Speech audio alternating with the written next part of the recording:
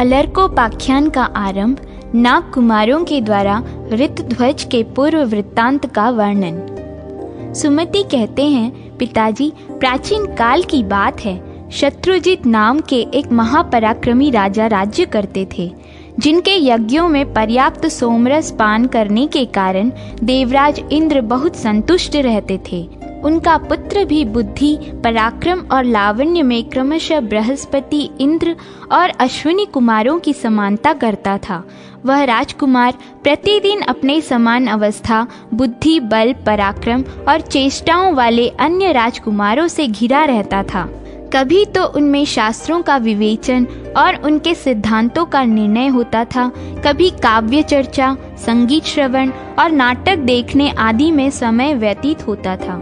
राजकुमार जब खेलने में लगते, उस समय उन्हीं की अवस्था वाले बहुत से ब्राह्मण, क्षत्रिय और वैश्यों के बालक भी प्रेमवश वहां खेलने आ जाते थे। कुछ समय बीतने के पश्चात अश्वतर नामक नाग के 2 पुत्र नागलोक से पृथ्वी तल पर घूमने के लिए आए। उन्होंने ब्राह्मण के रूप में अपने को छिपा रखा था। वे देखने में बड़े सुंदर और तरुण थे। वहां जो राजकुमार तथा अन्यान्य द्विज बालक खेलते थे, उनके साथ ही वे भी भांति भांति के विनोद करते हुए बड़े प्रेम से रहते थे। वे राजकुमार, वे ब्राह्मण, क्षत्रिय और वैश्यों के पुत्र तथा वे दोनों नागराज के बालक साथ ही साथ स्नान, अंग सेवा, वस्त्र धारण, चंदन का अनुलेप और भोजन आदि कार्य करते कराते थे। राजकुमार के प्रेमवश नागराज के दोनों पुत्र प्रतिदिन बड़ी प्रसन्नता के साथ वहां आते थे। उनके साथ भांति भांति के विनोद, हास्य और वार्तालाप आदि करने से राजकुमार को बड़ा सुख मिलता था। वे उन्हें साथ लिए बिना भोजन, स्नान, क्रीड़ा तथा शास्त्र चर्चा आदि कुछ भी नहीं करते थे। इसी प्रकार वे दोनों नाग कुमार भी उनके बिना रसातल में लंबी सांसें खींचते हुए रात बिताते और दिन निकलते ही उनके पास पहुंच जाते थे। इस तरह बहुत समय बीत जाने के बाद एक दिन नागराज अश्वतर ने अपने दोनों बालकों से पूछा, पुत्रों, तुम दोनों का मृत्युलोक के प्रति इतना अधिक प्रेम किस कारण है?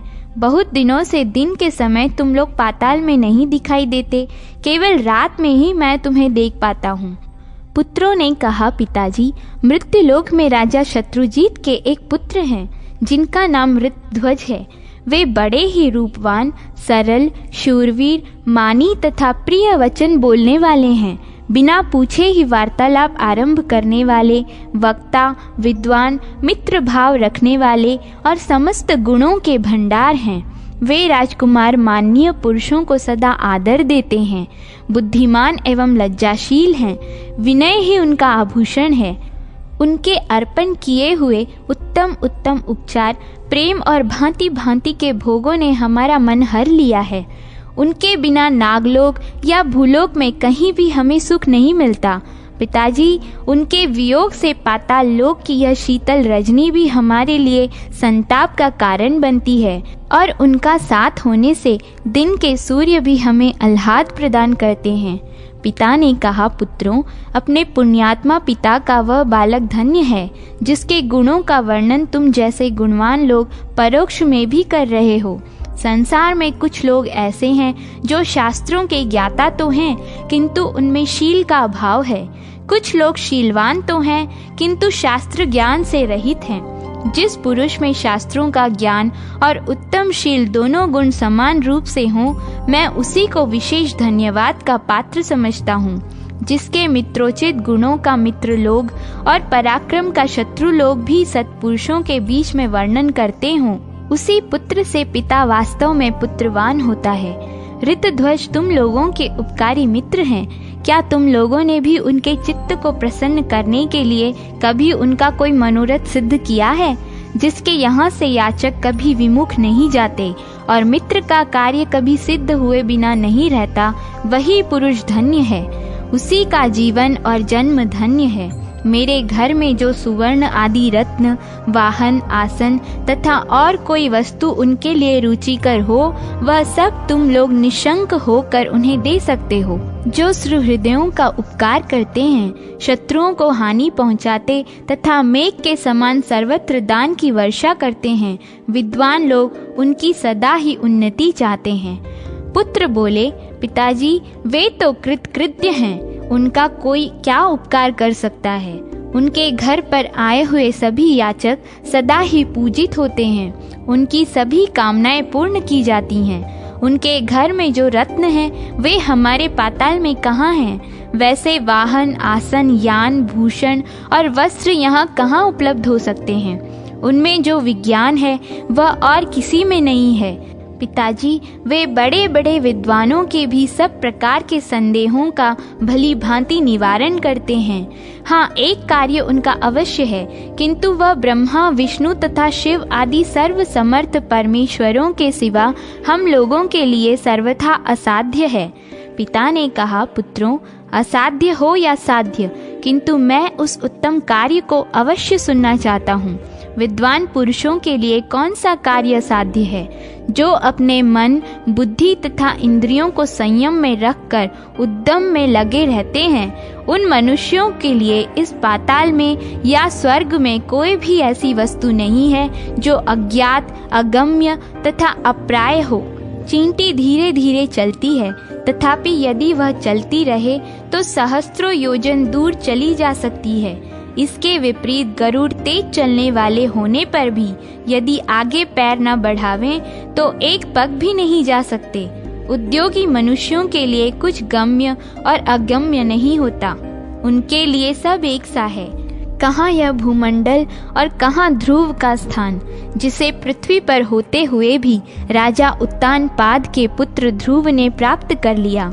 इसलिए पुत्रों, महाभाग राजकुमार को जिस वस्तु की आवश्यकता हो बतलाओ, जिसे देकर तुम दोनों मित्र ऋण से उऋण हो सको। पुत्रों ने कहा, पिताजी, महात्मा ऋतध्वज ने अपनी कुमारावस्था की एक घटना बतलाई थी। वह इस प्रकार है। राजा शत्रुजीत के पास पहले कभी एक श्रेष्ठ ब्राह्मण पधारे थे। उनका नाम था महर्षि गालव। वे बड़े बुद्धिमान थे और एक श्रेष्ठ अश्व लेकर आए थे। उन्होंने राजा से कहा, महाराज, एक पापाचारी नीच दैत्य आकर मेरे आश्रम का विध्वंस किए देता है।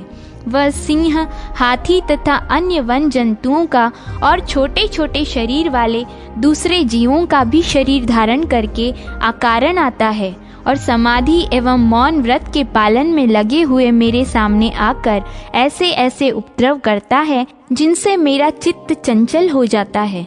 यद्यपि हम लोग उसे अपनी क्रोधाग्नि से भस्म कर डालने की शक्ति रखते हैं, तथापि बड़े कष्ट से उपार्जित की हुई तपस्या का अपव्यय करना नहीं चाहते। राजन, एक दिन की बात है, मैं उस असुर को देखकर अत्यंत खिन्न हो लंबी सांसें ले रहा था। इतने में ही यह घोड़ा आकाश से नीचे उतरा। उसी समय यह आकाशवाणी हुई, मुने, यह अश्व बिना थके समस्त भूमंडल की परिक्रमा कर सकता है। इसे सूर्यदेव ने आपके लिए प्रदान किया है। आकाश, पाताल और जल में भी इसकी गति नहीं रुकती। यह समस्त दिशाओं में बेरोक टोक जाता है। पर्वतों पर चढ़ने में भी इसे कठिनाई नहीं होती।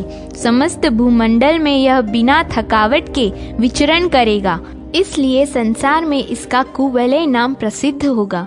द्विज श्रेष्ठ, जो नीच दानव तुम्हें रात दिन क्लेश में डाले रहता है, उसका भी इसी अश्व पर आरूढ़ होकर राजा शत्रुजीत के पुत्र ऋतध्वज वध करेंगे। इस अश्वरत्न को पाकर इसी के नाम पर राजकुमार की प्रसिद्धि होगी। वे कुवलयाश्व कहलाएंगे। राजन, उस आकाशवाणी के अनुसार मैं तुम्हारे पास आया हूँ। तपस्या में विघ्न डालने वाले उस दानव को तुम रोको, क्योंकि राजा भी प्रजा की तपस्या के अंश का भागी होता है। भूपाल, अब मैंने यह अश्वरत्न तुमको समर्पित कर दिया। तुम अपने पुत्र को मेरे साथ चलने की आज्ञा दो, जिससे धर्म का लोप न होने पाए। गालव मुनि के यूं कहने पर धर्मात्मा राजा ने मंगलाचार पूर्वक राजकुमार ऋतध्वज को उस अश्वरत्न पर चढ़ाया और मुनि के साथ भेज दिया। गालव मुनि उन्हें साथ ले अपने आश्रम को लौट गए।